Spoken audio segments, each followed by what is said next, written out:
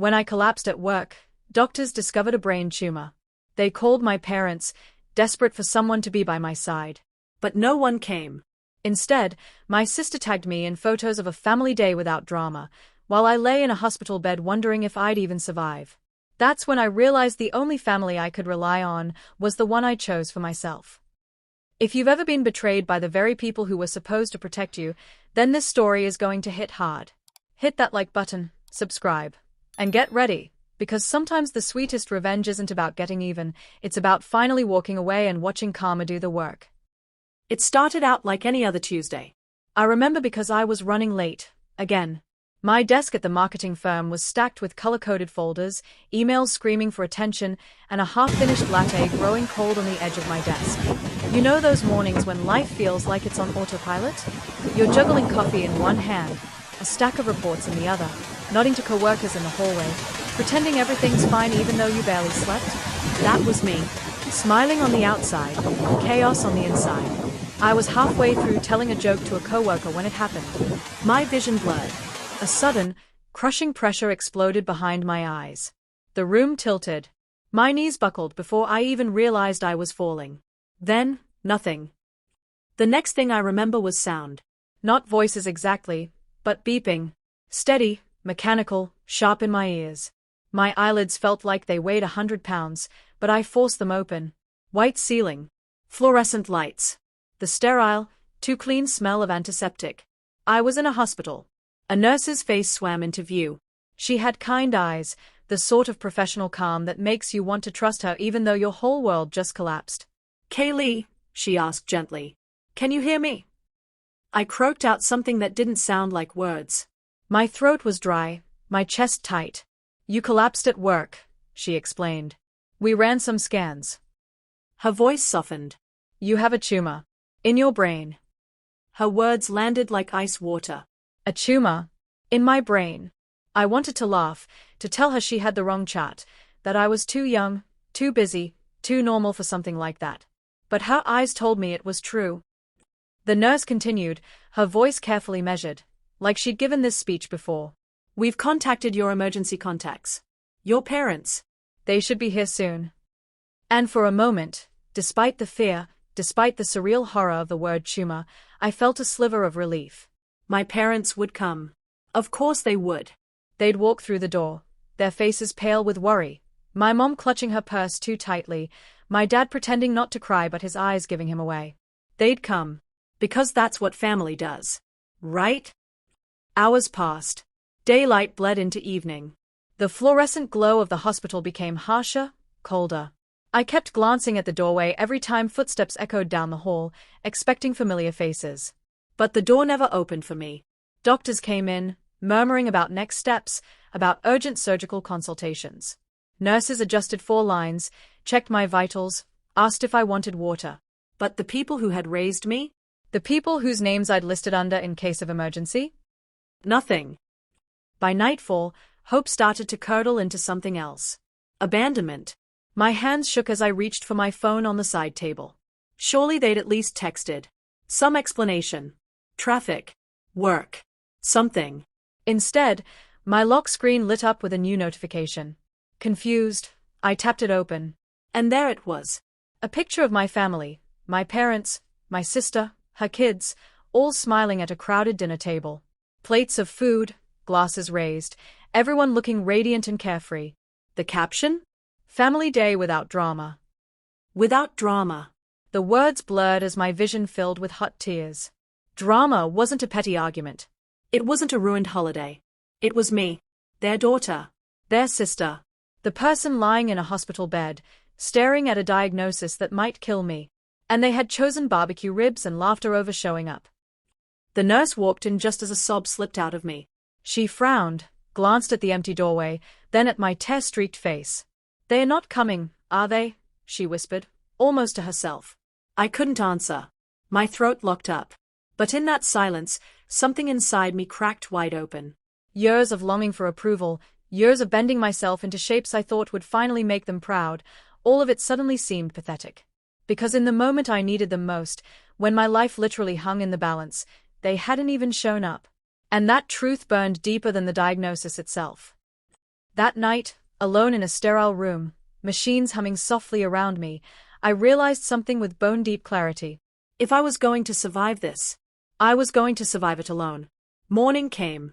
I knew because the blinds on the far wall glowed faintly with daylight. I hadn't slept. The four hissed beside me, monitors beeped, and every creak of the hospital door made me whip my head around, hoping it would finally be them. But each time, it was just another nurse. Another round of vitals. Another soft smile that carried pity. Not them. Doctors stopped by mid-morning. They laid out my case in clinical detail. The tumor wasn't small. It was pressing dangerously against surrounding tissue. Headaches, blurred vision, fainting, it all made sense now. Surgery, they said, was urgent. High risk, but necessary. I nodded, numb. Then they asked, who will be signing the consents? Who should we update during the procedure? Silence. I opened my mouth to say my parents. But the words tasted like ash. Because they hadn't called. They hadn't walked through that door. And deep down, I knew they weren't going to. So instead, I whispered the words I never thought I'd have to say. It's just me. I'll sign. The doctor's eyebrows twitched, just slightly. He tried to mask his surprise, but I caught it. That look people give when they realize you have no one. And God, that look cut deeper than the tumor itself.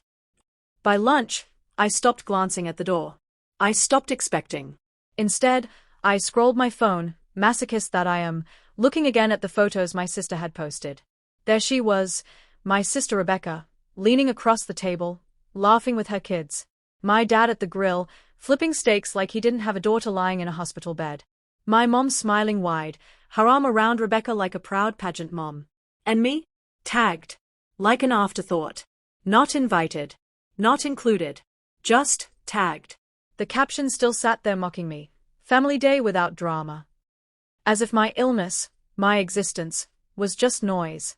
Interference in their perfect little image. I wanted to scream. To comment back, your drama has a name. She's in the hospital with a brain tumor. But I didn't. Because some part of me still craved them. Still wanted them to reach out first. Still wanted them to realize on their own how cruel this was. Spoiler, they never did. The days blurred. Pre-op scans, blood work, specialists filing in with clipboards. Each time they asked if someone would be staying with me, if family would be in the waiting room, my answer was the same. No. It's just me. Some gave me sympathetic nods. Some looked away quickly, uncomfortable. A few brave ones squeezed my shoulder before leaving. But the silence from my parents? My sister? It was deafening. Not a call. Not a text. Not even a half-hearted get well soon. The night before surgery, the loneliness hit hardest. The nurses dimmed the lights. My body was weak, but my mind was frantic, replaying memories like old tapes. Rebecca's 6th birthday party. Balloons everywhere, my parents doting over her cake while I stood in the corner, clutching a paper plate. High school graduation, I won a small art award, but my dad barely clapped, too busy bragging about Rebecca's straight A's. Every holiday, every dinner, every milestone, it had always been about her. And me? Background noise. And yet, even with all those memories, some foolish part of me had believed this would be different. That when it came down to life or death, they'd finally choose me. But they hadn't.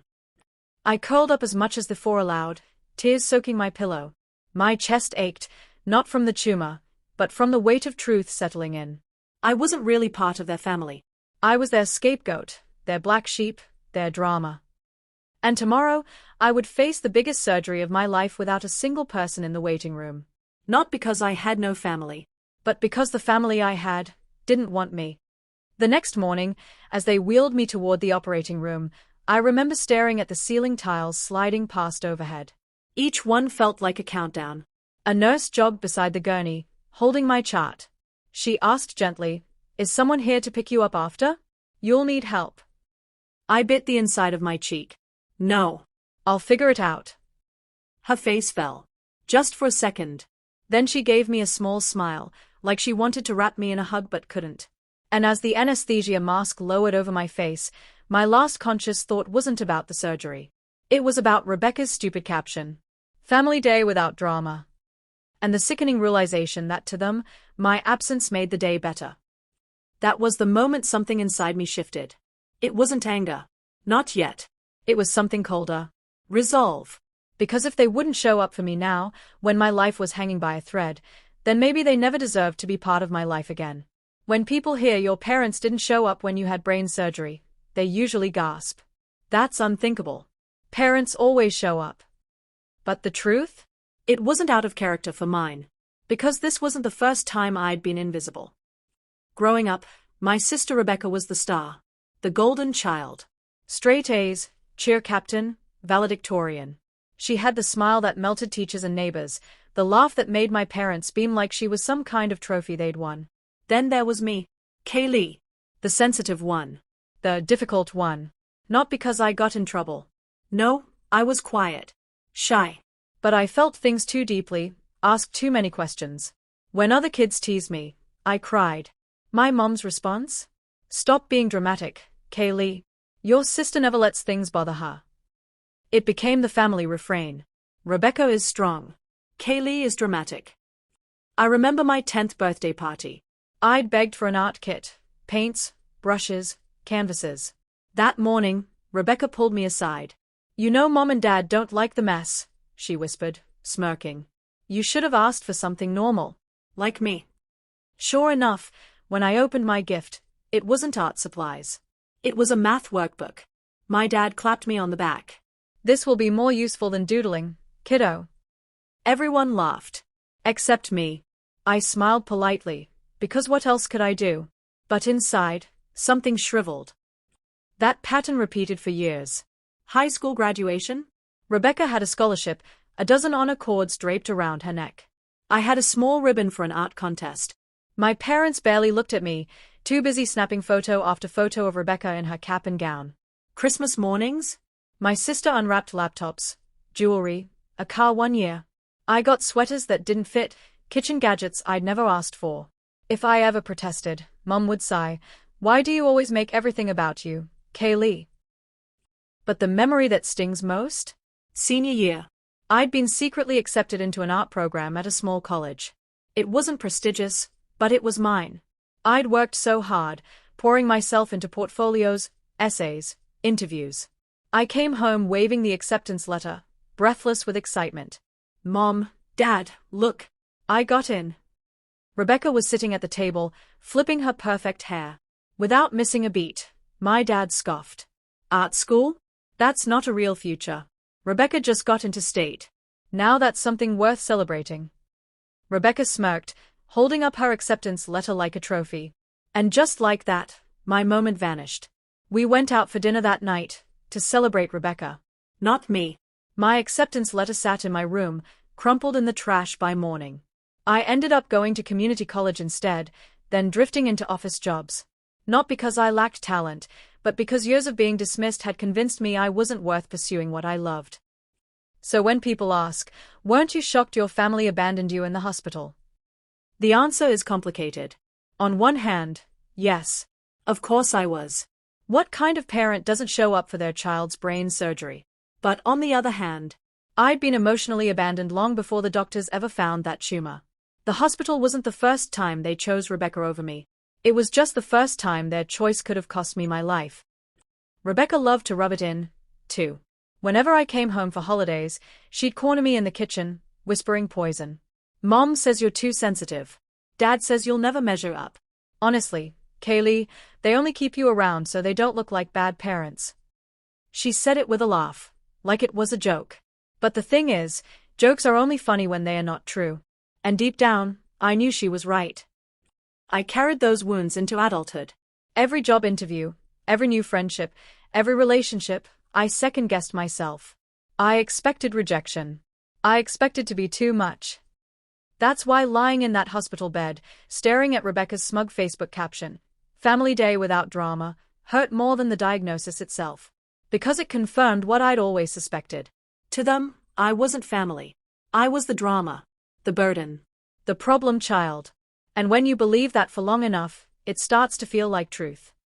But here's the thing about wounds. They can fester, or they can scar. And scars? Scars make you tougher. The lifetime of being overlooked was the soil where something new started to grow. Because once you finally realize the people you've been begging for love from will never give it. You stop begging. And you start planning. The night before my surgery, the hospital felt like a ghost town.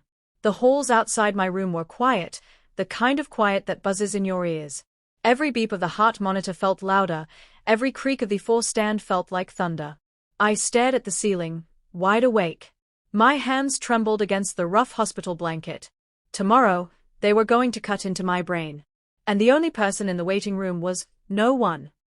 The nurses tried to be kind.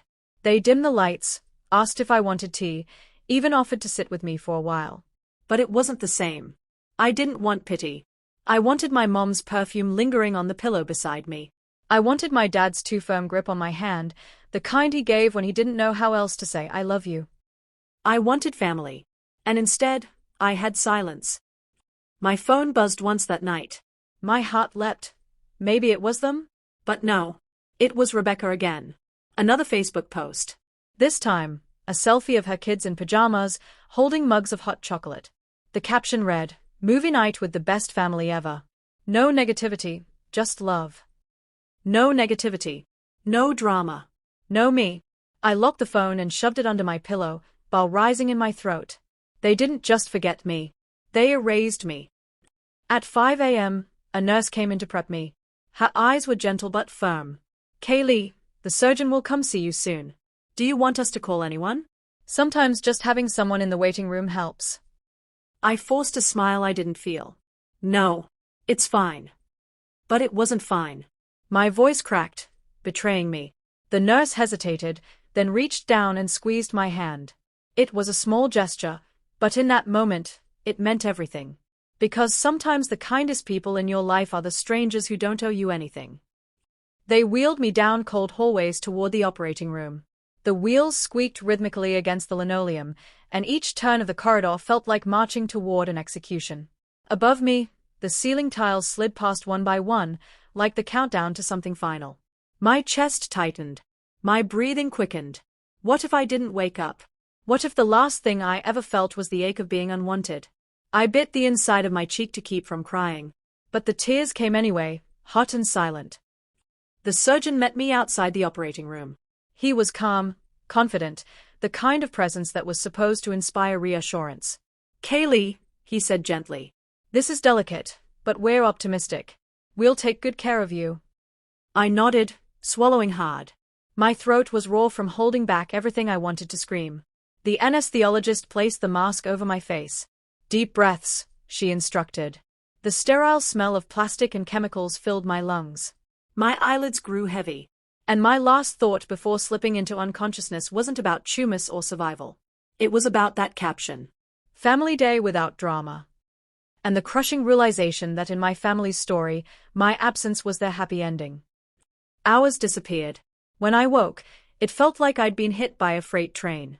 My skull throbbed, my vision swam, and my throat was raw from the breathing tube. But I was alive. I blinked, struggling to adjust, waiting for someone, anyone, to be there, to hold my hand, to whisper, "You made it." The chair beside my bed was empty. No balloons. No flowers. No familiar face waiting for me to open my eyes. Just the steady beep of the monitor, and the dull ache of knowing that surviving meant nothing to them. Recovery was brutal. Days blurred into weeks. Physical therapy, medications, dizzy spells that sent me clutching the rails of my bed. My coworkers sent flowers. A neighbor dropped off soup. Even the barista from the coffee shop near my office left a get-well-soon card. But my family? Not a word. Not a single call. Not a single text. Rebecca posted more photos. Beach days, birthday cakes, family picnics. Each captioned some variation of "so blessed to have such a perfect family." And each time, the message was clear. I wasn't part of it. There's something about facing death alone that changes you. It hardens you, yes, but it also clarifies things. Like looking through a fogged-up window and suddenly seeing the world sharp and clear. And what I saw was this. If I had died on that table, my parents wouldn't have carried the weight of it. Rebecca wouldn't have shed real tears. To them, my absence would have been convenient. That realization settled into me like ice. And in that coldness, something else took root. Resolve. Because if my survival didn't matter to them, then maybe my silence would. Some mornings, I woke up grateful just to feel my toes, to taste oatmeal, to breathe without pain. Other mornings, I felt like a ghost trapped in my own body, weak, dizzy, waiting for energy that never came. But the strangest part wasn't the physical pain. It was the silence. In those first 2 weeks post-surgery, I thought, surely someone will call. Maybe my mom would cave and check in. Maybe Dad would break his silence. Maybe even Rebecca, in a moment of human decency, would send a half-hearted "glad you're okay." But no. My phone stayed quiet. The only notifications I got were pharmacy reminders, hospital check-ins, and Rebecca's endless stream of Facebook updates. She posted photos of a family barbecue the same week I struggled to take my first steps down the hospital hallway. Her caption, "Family is everything. Grateful for those who never bring negativity into our lives." I almost laughed. Almost. Because in those words, I saw it plain as day. To them, my absence wasn't a wound. It was peace. Meanwhile, strangers filled the gaps my family left. My neighbor, Mrs. Jensen, the one who always yelled at kids for walking on her grass, showed up with chicken soup and sat with me through dizzy spells. The barista from the cafe I used to visit after work scribbled "You're stronger than you know" on my cup and slid it across the counter with a smile. Even co-workers I barely spoke to chipped in for meal deliveries while I recovered. Every gesture felt like a life raft in a sea I didn't ask to drown in. And with each act of kindness, the absence of my family grew sharper. Because if strangers could care, what excuse did blood have? 3 months into recovery, I went for my first checkup. The MRI showed improvement. The surgeon smiled, said I was on track. "You're a fighter, Kaylee," he told me. But as I walked out of that hospital alone, clutching a packet of medical instructions in one hand and my wobbly cane in the other, I didn't feel like a fighter. I felt like an exile. Not because of my tumor, but because my family had made me one. That night, I scrolled through Rebecca's page again. Birthday cakes, beach trips, movie nights, laughter frozen in perfect little squares for the world to admire. In not a single frame was there room for me. For years, I'd wondered if I was imagining it, if maybe I was too sensitive, too needy, too dramatic. But brain surgery has a way of cutting out more than tumors. It cut through my denial, my wishful thinking, my desperate excuses for their behavior. I wasn't imagining anything. They had chosen a life without me in it. And here's the part that surprised me most. I stopped crying about it. The grief, the begging, the sleepless nights replaying every conversation, it all drained out of me like poison siphoned from a wound.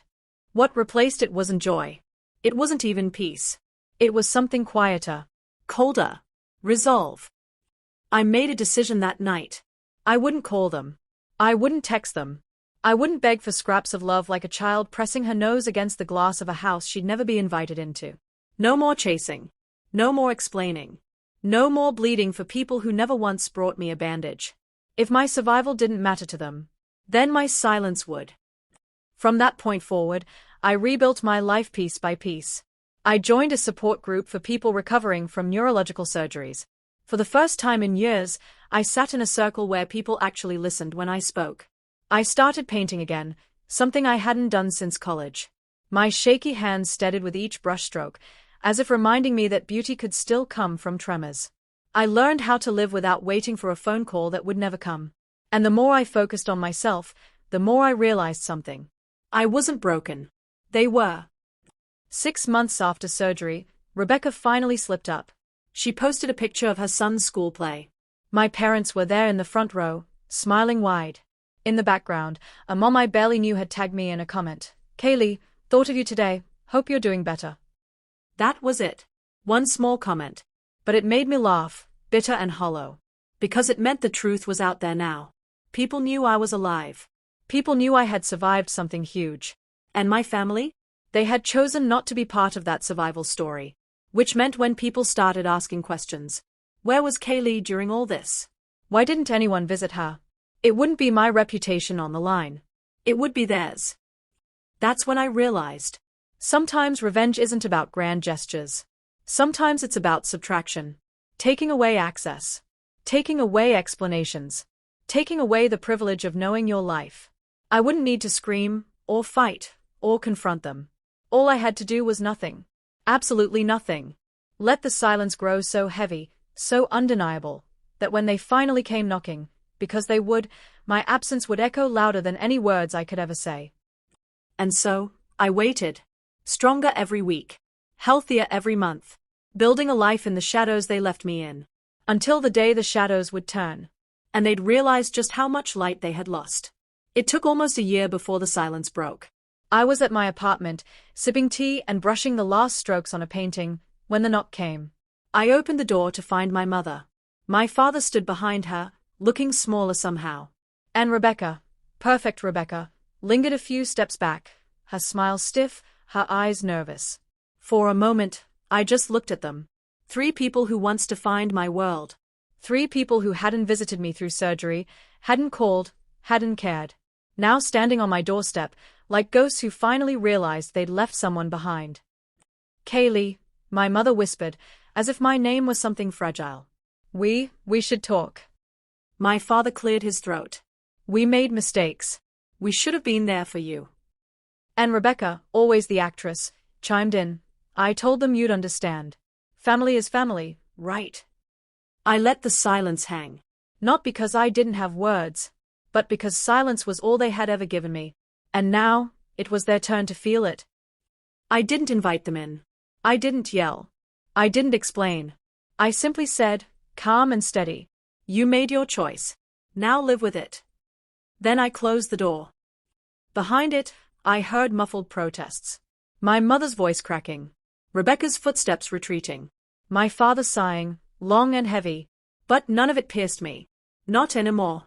Because the truth was simple. They hadn't lost a daughter. I had lost a family.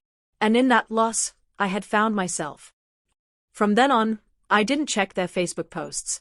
I didn't wait for updates. I didn't wonder if they'd call again. For once, I wasn't the exile. They were. And as I sat back down at my canvas, paintbrush steady in my hand, I realized something beautiful. Revenge hadn't been loud. It hadn't been messy. It hadn't even been planned. It was silence. My silence. And it had spoken louder than all their years of neglect combined. And that's the truth about revenge, isn't it? Sometimes, it isn't fire. Sometimes, it isn't screaming or slamming doors. Sometimes, the sweetest revenge is living so fully, so loudly in your own worth, that the people who cast you aside have no place left in your story. Kaylee didn't win by destroying her family. She won by refusing to let them destroy her anymore. And maybe that's the part we all need to hear. You don't owe anyone access to your healing. You don't owe anyone the right to walk back into your life, just because they suddenly feel guilty. The best revenge is silence, distance, and the life you build without them. Because at the end of the day, family isn't who shares your blood. It's who shows up when your world is falling apart. If this story hit you in the gut, smash that like button and subscribe, because we've got more stories where betrayal meets justice. And tell me in the comments, what's the most powerful revenge you've ever seen? Was it loud? Or was it quiet, like Kaylee's? Because remember, sometimes, silence isn't weakness. Sometimes, silence is the loudest revenge of all.